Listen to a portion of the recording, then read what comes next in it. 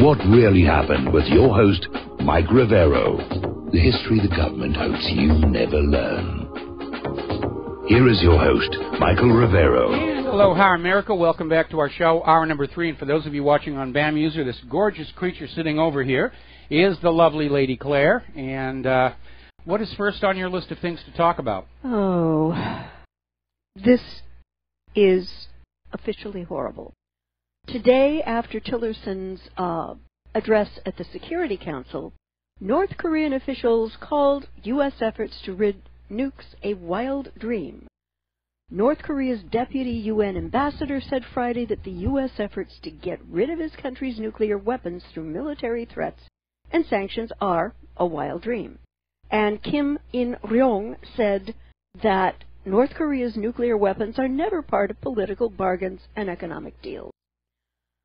So what has just happened as this is escalating, unfortunately, out of control?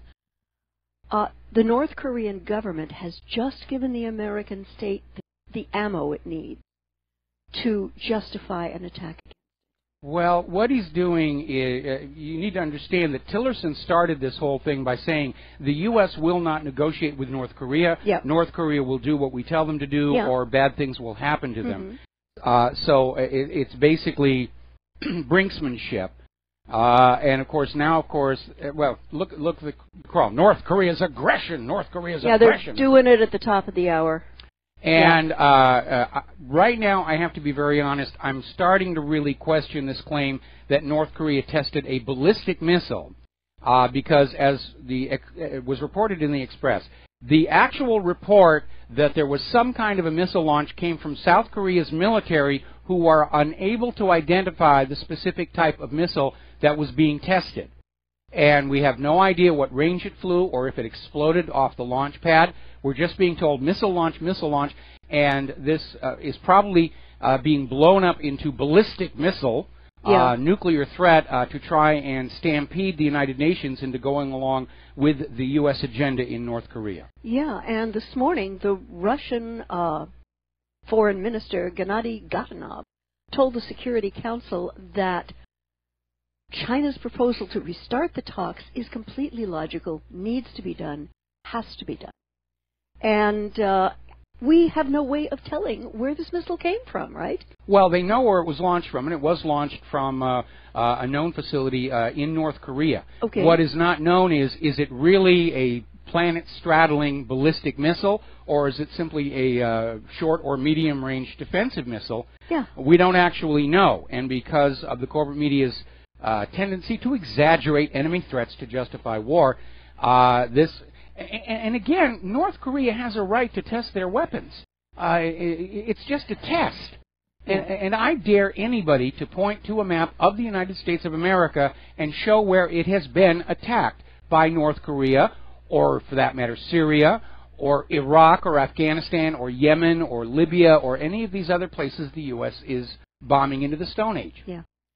And what Tillerson is trying to do is get an increase on the push of sanctions, and particularly with China, because China does 90% of its trade, 90% of North Korea's trade with China.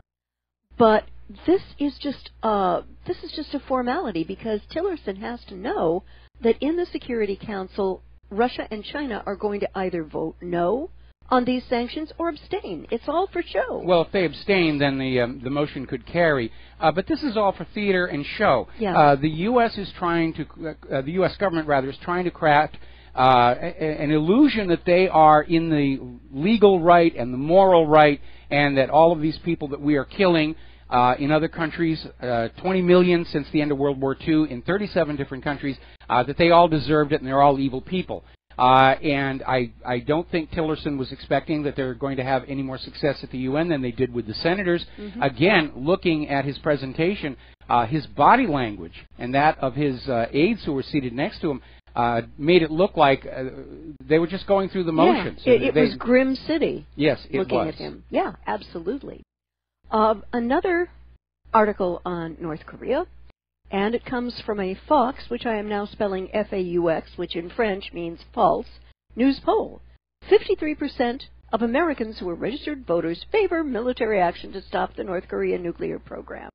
and this is what they believe is going to happen. And my reaction to this poll was, are you kidding me? Understanding the horrific loss of life such an attack would create on both sides. You know, remember that analysts are looking at a new U.S. invasion of North Korea and saying it will likely result in 250,000 American casualties. Who knows how many more civilian casualties, and who knows how many more Americans who are coming back with permanent disability injuries to be basically ignored by the VA. Yeah, the vet can't take care of the people it needs to be taken care of right now. And my thought on this was, either Fox News is push polling, i.e. working through zip codes where they know pretty much what the response is going to be, or they're polling the criminally insane, because, Mike, no thinking... Or they're just making it up. Yeah, out of thin air. No thinking person I know wants to see this happen. Okay, let me take care of that. We're going to do a quick shout-out to our on-air affiliates who are just now rejoining our network. And let's see. Here we go. Thank you. And the next thing I'd like to do would be to talk about the mounting demonization of Russia. I think that's also a factor. North Korea, Syria, Russia, demonized and sometimes linked, as you discussed earlier this morning. And they're talking in the nation about the new U.S.-Russian Cold War. And what is happening is this increase in the demonization of Russia. And it seems to be going on when there's absolutely no shred of evidence that the Russians are doing anything. Okay, we're getting an update on Fox News. North Korea test launches missile into the Sea of Japan. Oh, crud. So, well, no, wait a minute. They're backing off this idea that it's a ballistic missile that could threaten the United States. It's obviously, either it had a launch failure, which seems to happen a lot, or it's a short-range missile that crashed into the Sea of Japan. But remember that some of the members of the military and the U.S. government has said any test would be justification for an invasion. I mean, well, we're seeing people in our government who say, is Kim Jong-un comes out with a pea shooter that they're going to kill him. Yeah, I know. I'd like to go back to talking a little bit about Russia.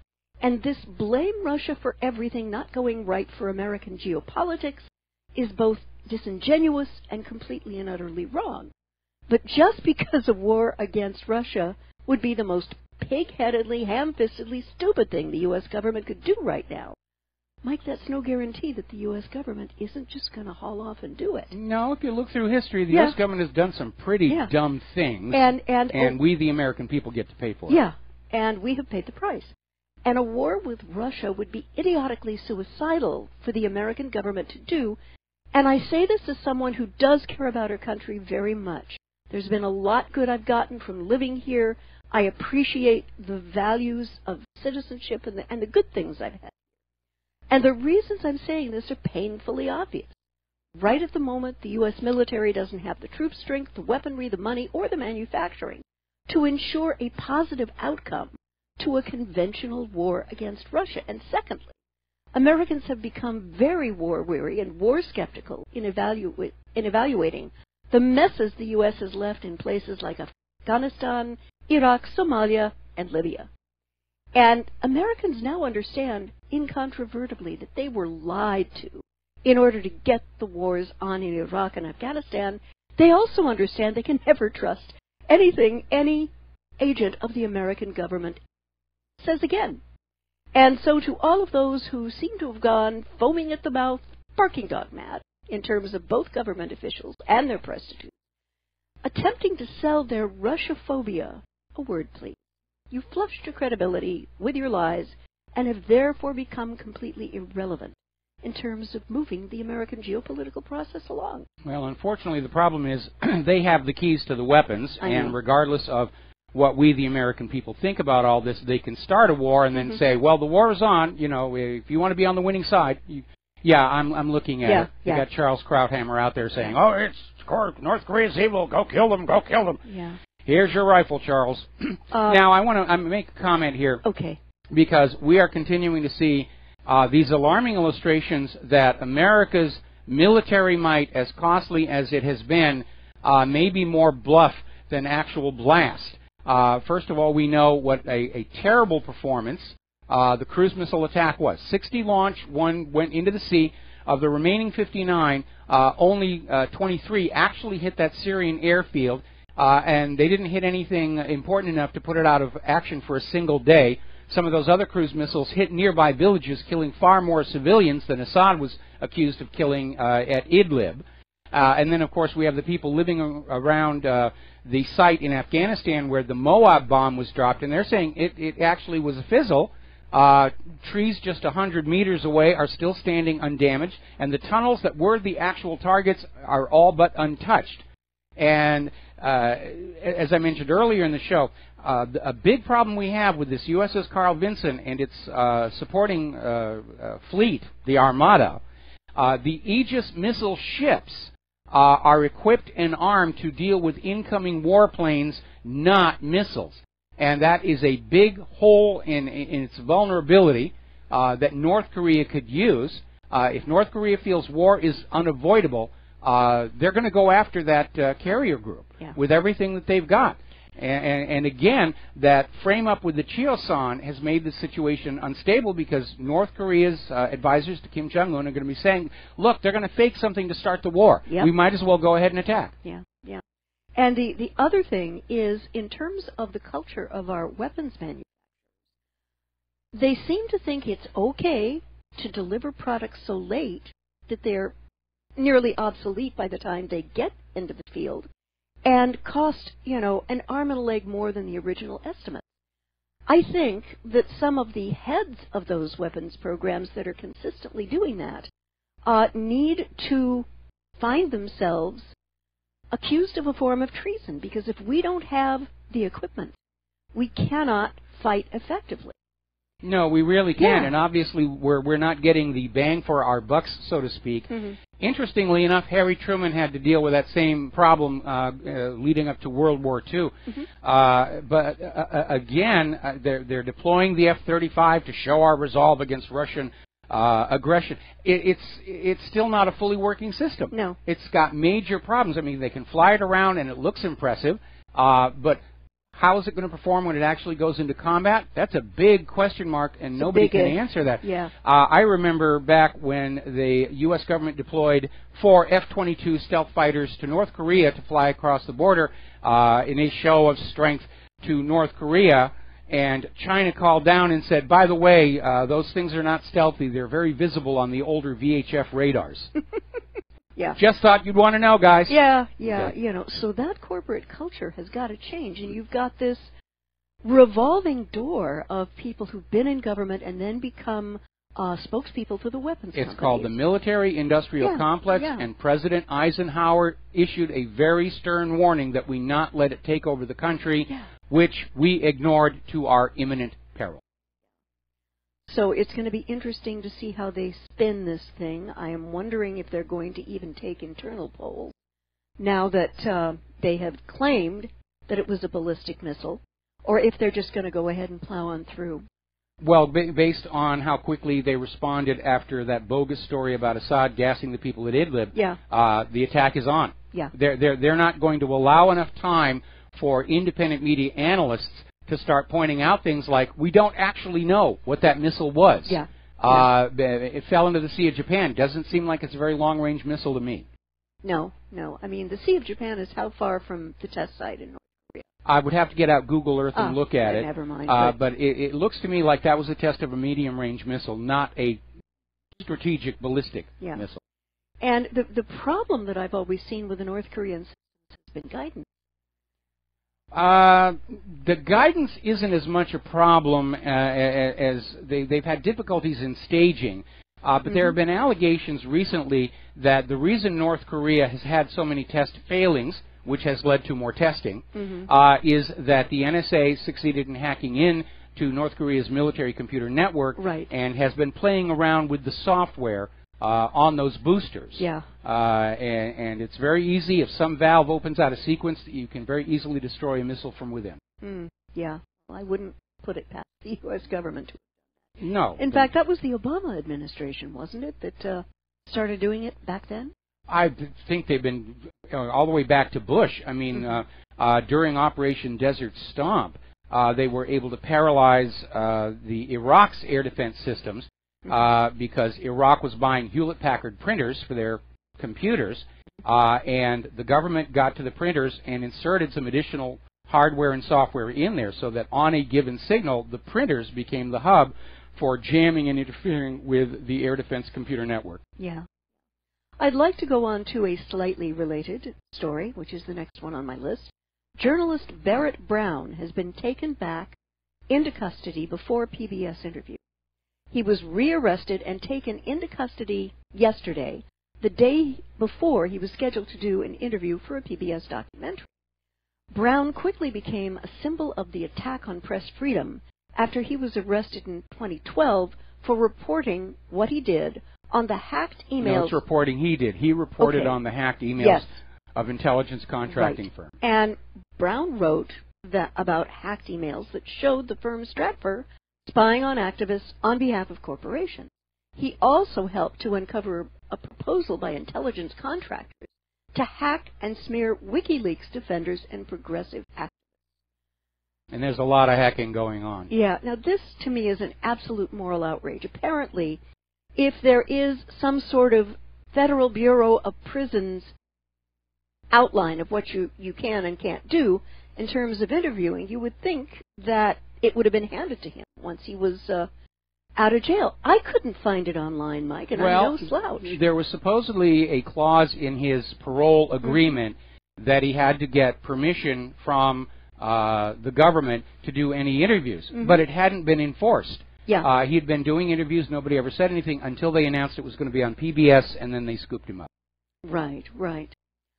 Going back to North Korea, Secretary of State Tillerson made a comment that fueled a little bit of relief, and he sought to play down the idea of an immediate attack, saying that the U.S. is willing to be patient and will not strike so long as the threat is considered manageable. Now, this is in complete opposite. No, this is more of the theater, that the United States is being patient, the United States wants peace. Oh, look, North Korea launched a missile, the war is on. And it's all theater. It is vitally important, not just for the United States government.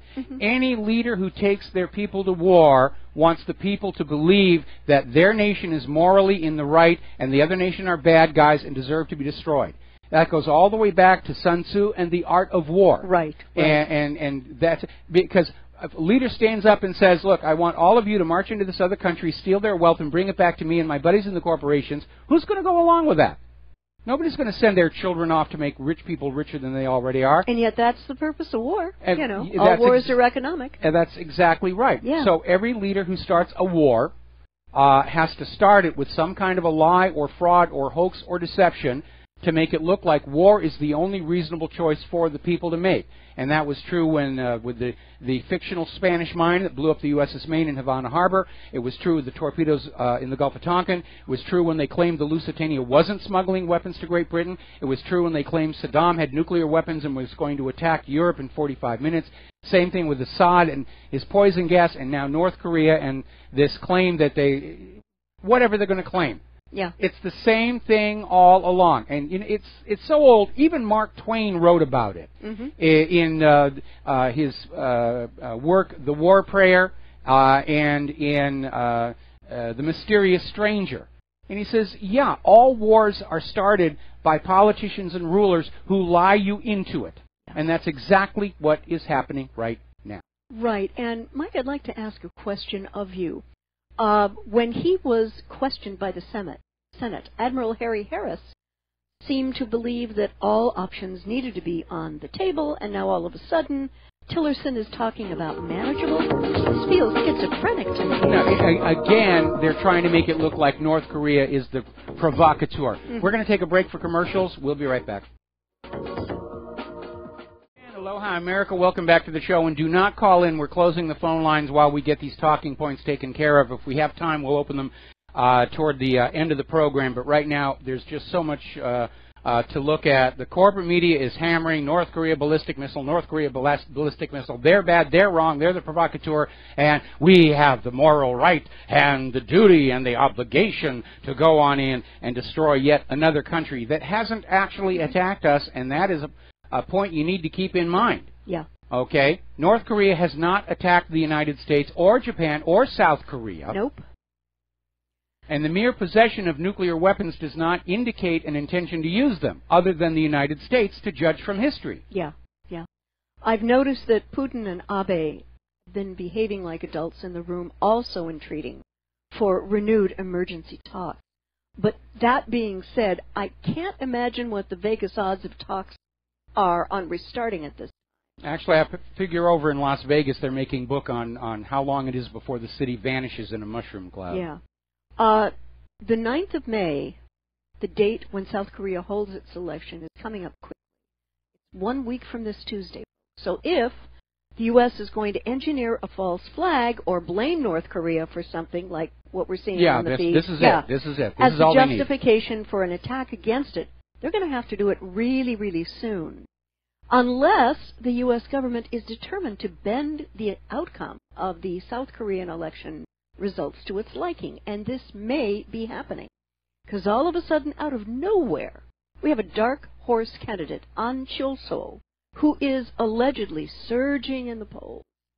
And this guy, former medical doctor, yada yada, Mr. An has wooed people who were disaffected by Park by attacking Ms. Park's government while promising to honor its decision to allow the United States to deploy an advanced missile defense system in the country against the North, a decision that has made China furious.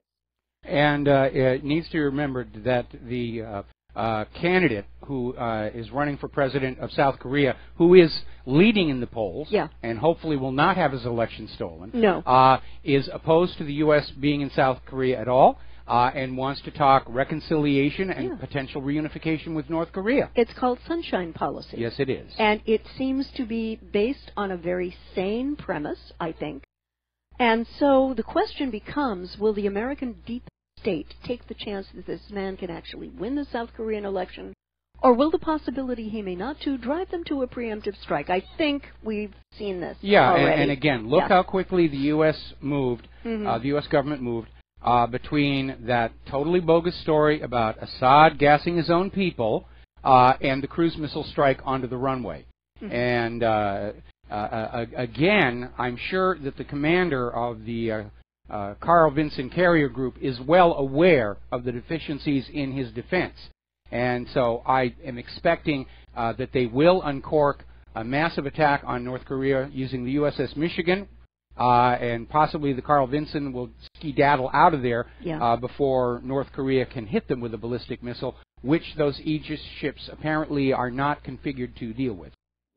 It's, I think things are going to start to unfold and get out of control very, very quickly. Yeah, and all this talk, I mean, from Paul Craig Roberts about how the U.S. is seriously considering a first nuclear strike on Russia and just gambling our nation that Russia will be too scared to retaliate, which is not the character of the Russian people, if you remember Putin. World War II. Yeah, nor Putin. Yes. They don't give in, they don't give up very easily. I'd kind of like to move off this to go to Antifa and the police state.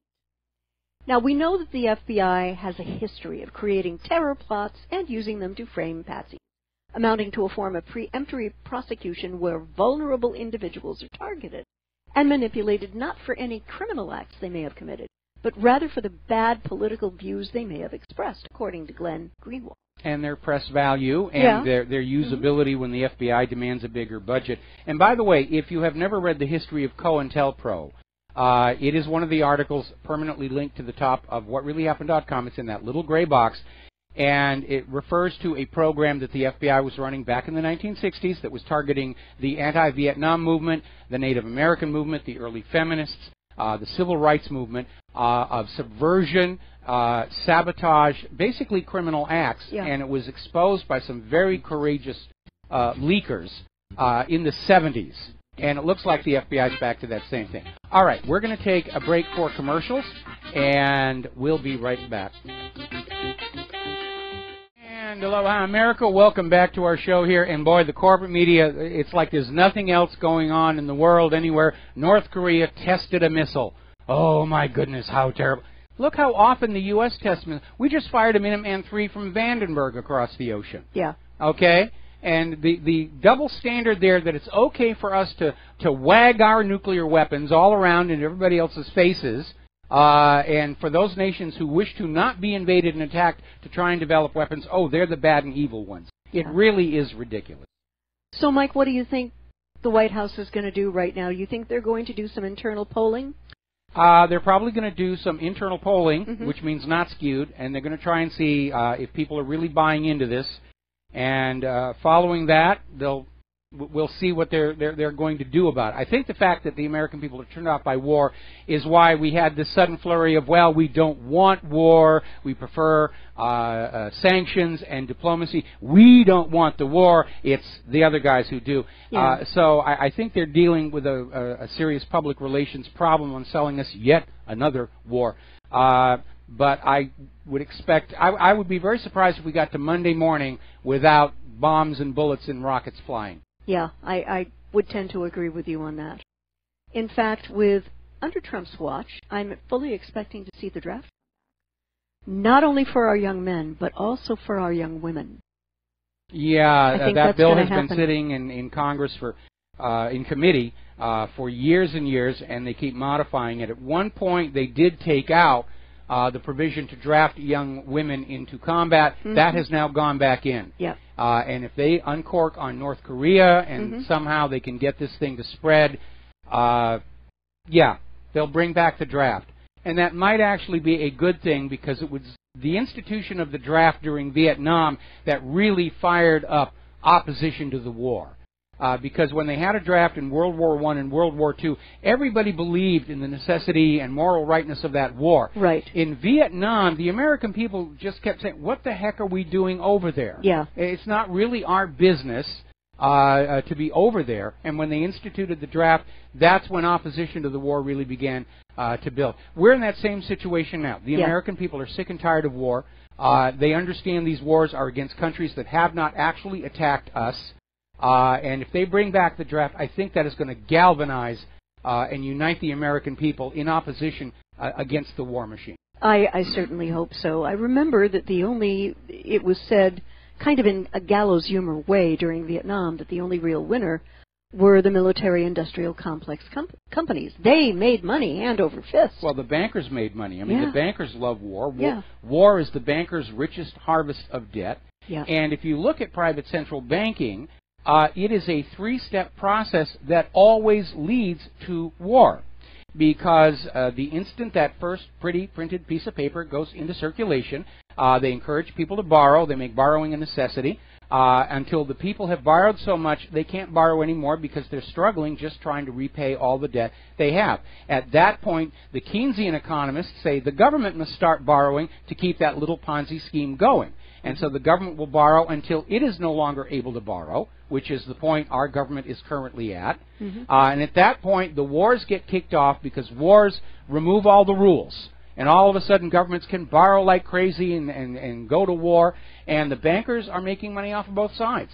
They loan the money to fight the war. They loan the money to rebuild after the war. And when the war is all over, ordinary people like you and I and Claire, we have pretty much what we had before, except the graveyards are a lot bigger, and we have their debt slaves to the private central bankers for another 100 years, and they're getting ready to play that scam for the third time in a row. Yeah, it's getting very real. It's getting very real, especially if you're people who live out here in the middle of the Pacific. Or up in the Aleutians. Yeah. Because for all the talk about North Korea's coming and everything, the only parts of the United States it can even theoretically reach with their Taepodong rockets is right here in Hawaii and up in the Aleutian Islands of Alaska. And I don't think Kim Jong-un has a reason to be hostile to the polar bears. But all of the communications and command for the entire Pacific Fleet go right through here on Oahu. Right. The commander of the Pacific Fleet lives here when he's not in Washington, D.C. Rattling his sabers.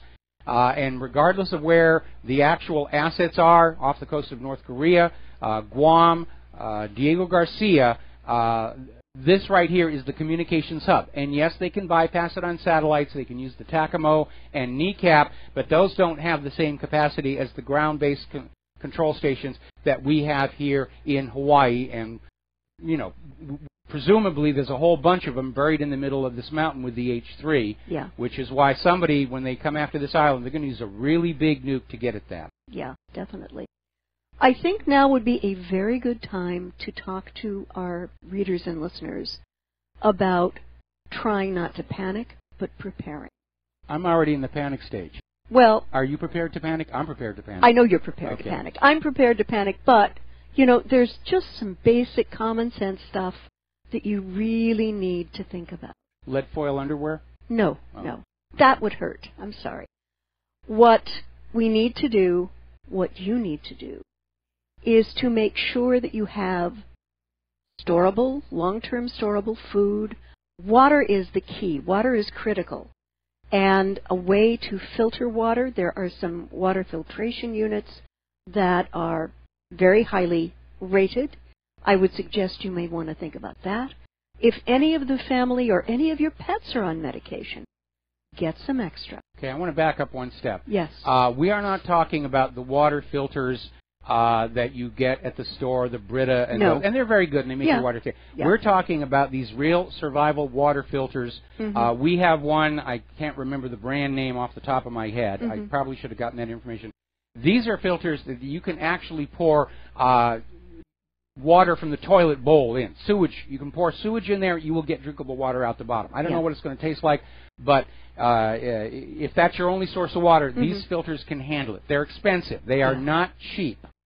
But obviously, if you're in an area where water could quickly become short, that's an essential. Now, we live kind of up on the top of a hill here, and Hawaii's water system is gravity-driven. So if the power fails and the pumps stop, we're going to lose our tap water before the people further down the hill do. And that's why you need to assess where you're okay and where you're not okay. Yeah. Where are you more vulnerable? And for those of you who are living near key military installations, you need to think about how quickly you can grab your survival stuff and split. And I know everybody's talking about bunkers and everything, but I know one guy who has a camper, and when he's not actually out there camping in it, it is his portable survival bunker. Everything's loaded in the back, ready to go. He just runs out, grabs the key, and goes.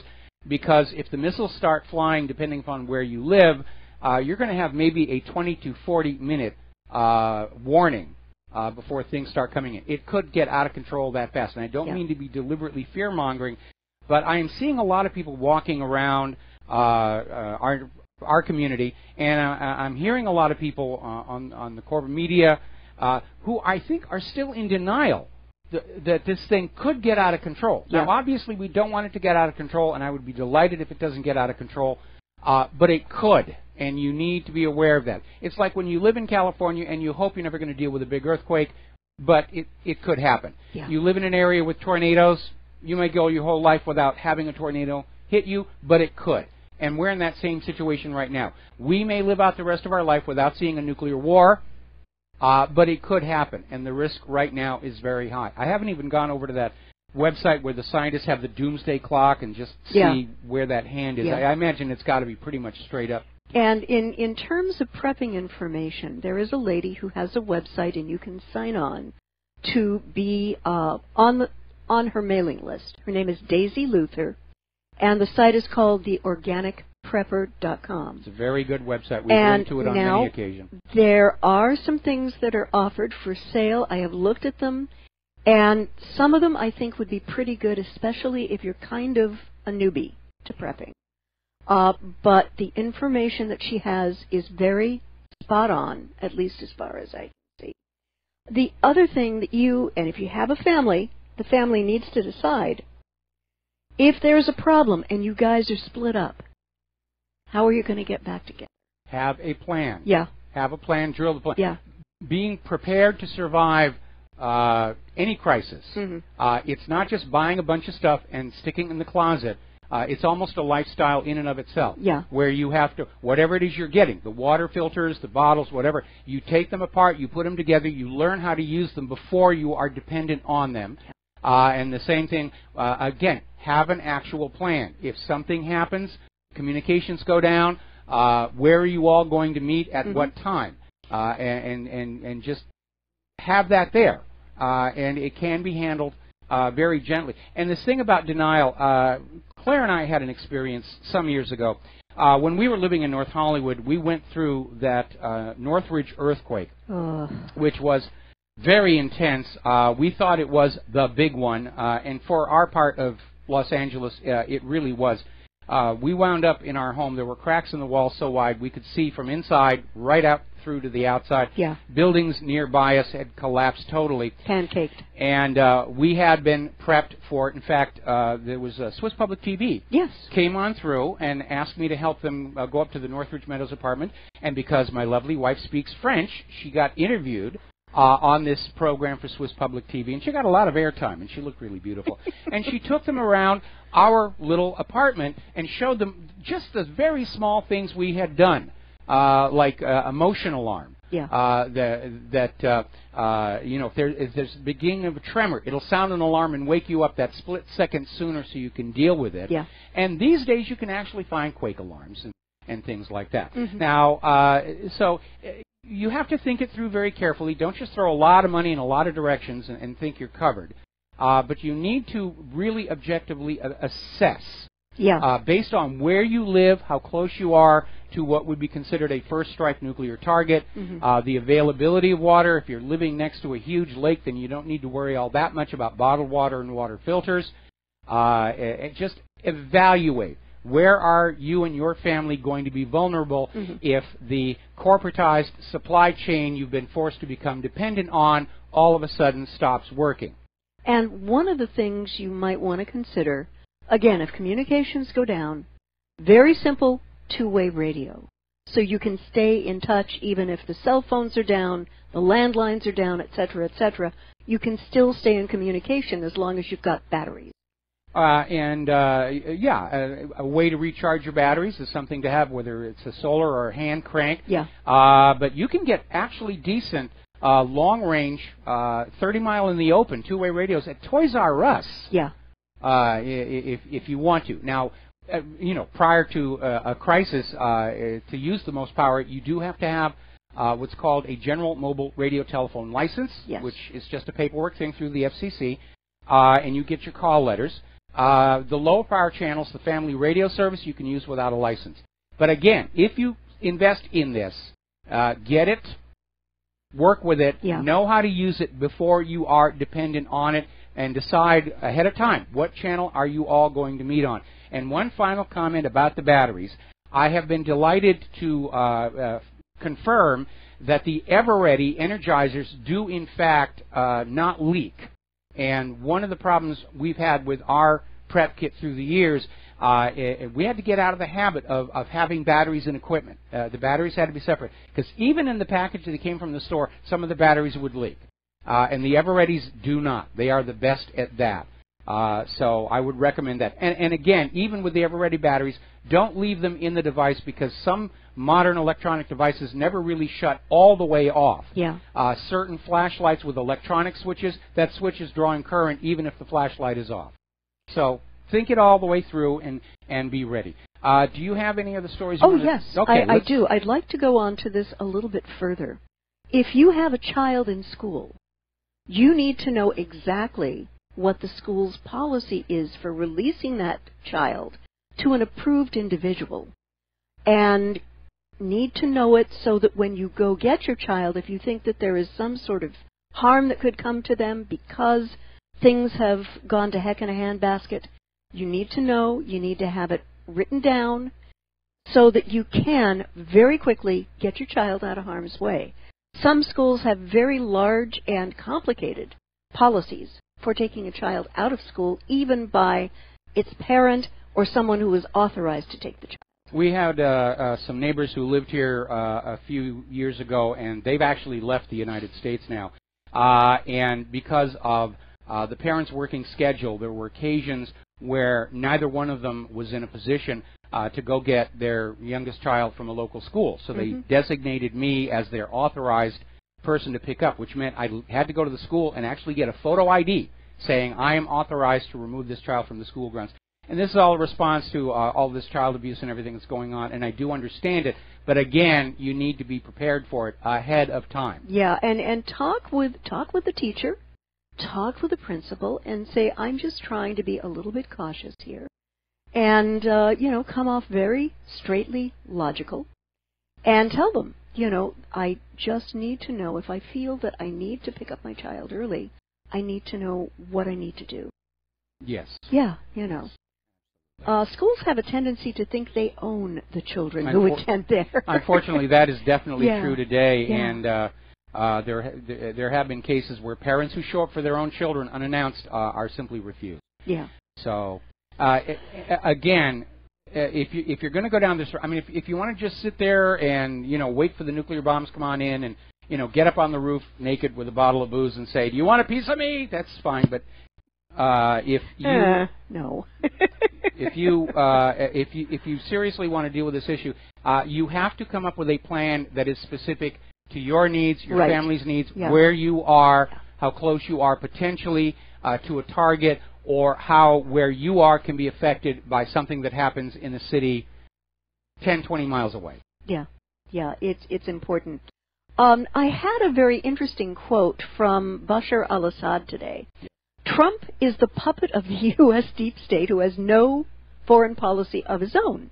That's true. Yeah, and I really, I really hate it when someone who maybe I don't like necessarily all that much, but, is making an assessment that's absolutely correct. The degree to which his policy points have been whiplashed have been incredible. I mean, I'm going to do this campaign. Presidency, no, I'm not going to do that. All right, we'll be right back after these few words. Aloha, America. Welcome back to our show, last segment of our program on this Pauhana Friday. And a couple more things I want to mention about dealing with a potential, possible nuclear war. I mean, even NBC is out there saying, now's the time to get ready. Yeah. First of all, it occurs to me that when the fallout comes, wearing a tinfoil hat is actually going to be seen as a good thing. And if you are living downwind from a nuclear target, you might want to consider getting some potassium iodate or even just iodized salt. And I know the doctors say salt is bad for you, but the idea is to have, or even just iodine supplements from the local health food store, kelp tablets. Yeah. The idea is if you saturate your body with iodine, then it will not absorb the radioactive iodine, which is a product of nuclear weapon fission. So that's a good thing. One more thing, if you're close to or downwind from a potential nuclear target, you might want to invest in a radiation meter. I got this one very inexpensively off of eBay, although I'm willing to wager right now the price is going way, way up. Yeah. This one will do detect alpha radiation and beta radiation, and gamma will not detect alpha, but it's certainly better than nothing because you can sort of navigate your way out of the more intense areas of the radiation. And just a quick reminder, alpha radiation outside of your body is pretty much harmless. It is blocked by the dead skin cells, the epithelial layer. The alpha will not get through there. The only way it's a threat is if you ingest or inhale a particle that is emitting alpha radiation. That's a problem. Beta, a little more serious. Gamma, very serious, can penetrate quite a distance through walls and buildings and so forth.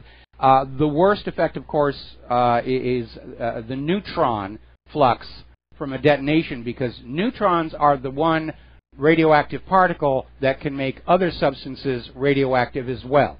Gamma particles can't do that. Beta particles can't do that. Alpha particles can't do that.